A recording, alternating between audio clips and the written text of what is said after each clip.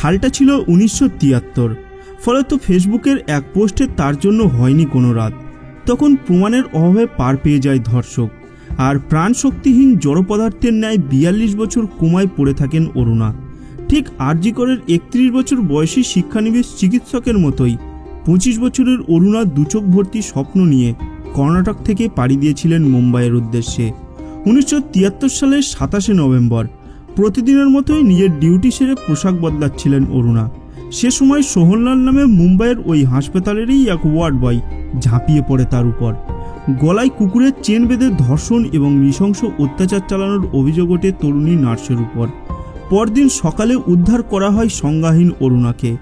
রক্তে তখন ভেসে গিয়েছিল মেঝে। মেডিকেল পরীক্ষায় জানা যায় কুকুর বাঁধার চেন অরুণার গলা এবং ঘাড়ে এতটাই বল প্রয়োগ করে বাঁধা হয়েছিল যে তার মস্তিষ্কে প্রায় 8 ঘন্টার জন্য রক্ত পৌঁছায়নি, আর এতে তীব্র শকে কোমায় চলে যান ওই নার্স। বন্ধুরা, আজ আমরা আপনাদের সামনে এমন একজন নার্সের কথা তুলে ধরতে চলেছি যে নার্সের সাথেও একসময় নরকীয় অত্যাচার করা হয়েছিল। আর সবথেকে বড় কথা হলো, এই নরকীয় অত্যাচারের পর সে নিজের মৃত্যু চাইলেও তা সম্ভব হয়ে ওঠেনি এবং জীবন্ত লাশ হিসেবে তাকে দীর্ঘ 42 বছর বিছানায় পড়ে থাকতে হয়েছিল।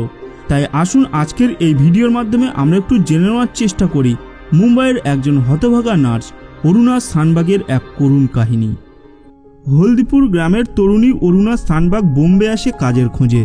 বোম্বে মিউনিসিপ্যালিটির কিং এডওয়ার্ড মেমোরিয়াল হাসপাতালের ট্রেনিং নার্স হিসেবে কাজ শুরু করেন তিনি। সময়টা 70-এর দশকের প্রথম দিক। সন্দীপ সরদেশাই নামে এক জুনিয়র ডাক্তার তখন হাসপাতাল সংলগ্ন হোস্টেলে থেকে এমডি এন্ট্রান্সের জন্য পড়াশোনা করছেন। কর্ণাটক থেকে আসা নার্স অরুণাকে ভালো লেগেছিল তার। ভালোবাসা থেকে তাদের সম্পর্ক গড়ায় বিয়ে পর্যন্ত। বিয়ের সিদ্ধান্ত নেয় অরুণা এবং সন্দীপ। আর ঠিক সেই সময় ভয়ানক এক ঘটনা তাদের দুজনের জীবনের মোড় ঘুরিয়ে দেয়। অরুণার হাসপাতালে ওয়ার্ড বয় হিসেবে কাজ করত সোহনলাল বাল্মীকি। অরুণার কড়া আচরণে সে বেশ কিছুদিন ধরে অরুণার উপর ক্ষেপেছিল। সুযোগ খুঁজছিল প্রতিশোধ নেওয়ার। আজ থেকে 44 বছর আগের এক রাত সেই সুযোগ পেয়ে যায় সোহনলাল। নার্সদের জামা পাল্টানোর জন্য হাসপাতালের বেসমেন্টে যেতে হতো।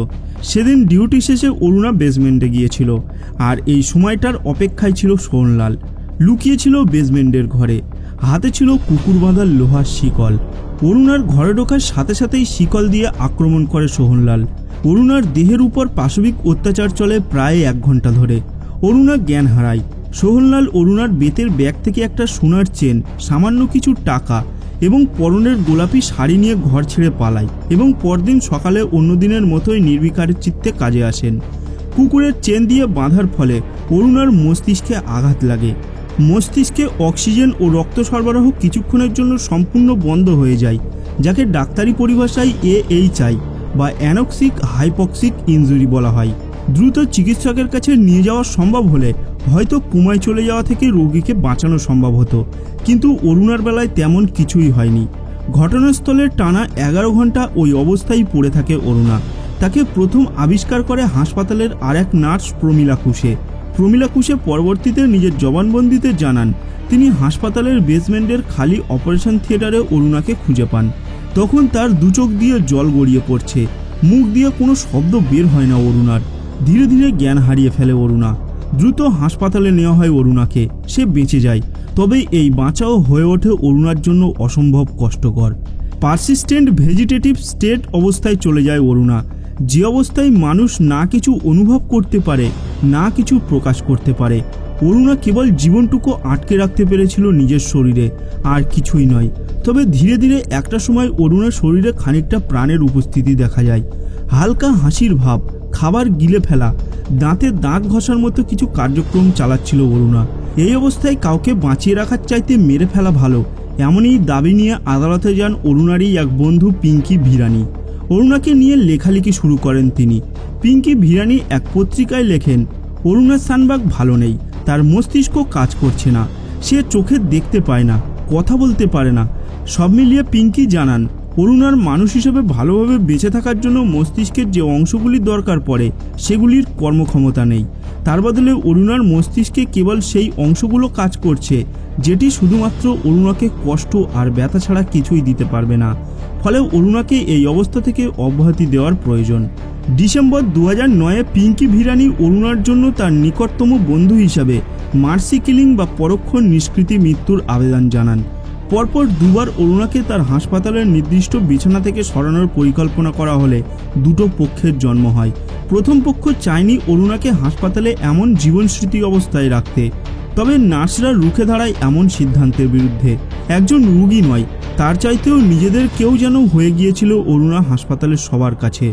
শেষ পর্যন্ত স্বাভাবিক মানুষের মতোই মৃত্যু হয় অরুণার 2015 সালের 18 মে। দীর্ঘ 42 বছর কোমায় থেকে অতঃপর পৃথিবী থেকে চির বিদায় নেন তিনি।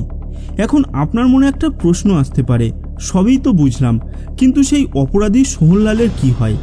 তাৎপর্যপূর্ণভাবে মুম্বাইয়ের হাসপাতালের সেই ওয়ার্ড বয় সোহনলাল পরে অভিযুক্ত হয় চুরি এবং খুনের চেষ্টার অভিযোগে। তার বিরুদ্ধে ধর্ষণের অভিযোগ প্রমাণ হয়নি, ফলে মাত্র 7 বছর জেল খাটার পরেই ছাড়া পেয়ে যায় সোহনলাল। একটি ইন্টারভিউতে সোহনলালের কাছে জানতে চাওয়া হয়েছিল যে অরুণার এই অবস্থা জেনে তিনি এতদিন তাকে হাসপাতালে দেখতে যাননি কেন। তখন সোহনলাল জানায়, ওই দিনের ঘটনার পর আমি 10 বছর রাতে ঠিকমতো ঘুমাতে পারিনি, কিভাবে আবার তাকে দেখতে যাব আমি। অনুতপ্ত সোহনলাল বলেন, যদি আমি মরে যেতাম আমার ছেলেরাই আমার বউয়ের দেখভাল করত। স্মৃতিগুলো আমাকে কুড়ে কুড়ে খায় এখনো। আমি জেলে থাকার সময় আমার এক মেয়ে মারা যায়, সব আমার এই দোষের কারণেই। তার মতে সে অরুণাকে ধর্ষণ করেনি, যা হয়েছে সে হঠাৎ রাগের মাথায় ঘটিয়ে ফেলেছে। সোহনলাল বলেন, অন্ধকারে আমাদের মধ্যে হাতাহাতি হচ্ছিল, তখন সম্ভবত গলার অলঙ্কারে আমি টান দিই, সেটা লেগেই অরুণা দিদির এমন অবস্থা হয়েছে, কিন্তু আমি ধর্ষণ করিনি दिदीके। क्या कुछ हुआ था ये पूरी घटना आप अपने आप बताएंगे तो ये आपके लिए भी बहुत बढ़िया रहेगा, एक पछतावा का आपको मौका मिलेगा। सब जो छीना झपटी में क्या मतलब, अब वो तो याद कर सब चोट लगी होगी सब उसका, मुंह मारी मेरी हुई थी उससे।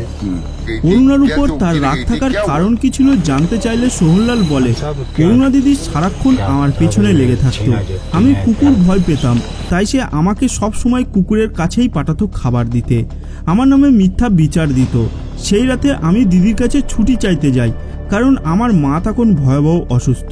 কিন্তু ছুটি তো দূরের কথা, তিনি উল্টে আমাকে হুমকি দেন আমার নামে নাকি বিচার দেবেন। আমি খাবার চুরি করি, আবার ছুটিতে যাই। আমি যেখানে কুকুরকেই ভয় পাই, কুকুরের খাবার কিভাবে চুরি করব? আর এই সব থেকেই সোহনলাল বলে তার মধ্যে একটা রাগের জন্ম হয়েছিল, যা হয়েছে সব হঠাৎ হয়েছে, আমি তাকে ধর্ষণ করিনি। তো বন্ধুরা, আজকের ভিডিওটি এই পর্যন্ত। আর অরুণা স্থানবাগের এই ঘটনা সম্পর্কে জেনে আপনার কি বক্তব্য আছে তা নিচে কমেন্ট বক্সে কমেন্ট করে জানাতে ভুলবেন না। দেখা হবে আবার পরের ভিডিওতে।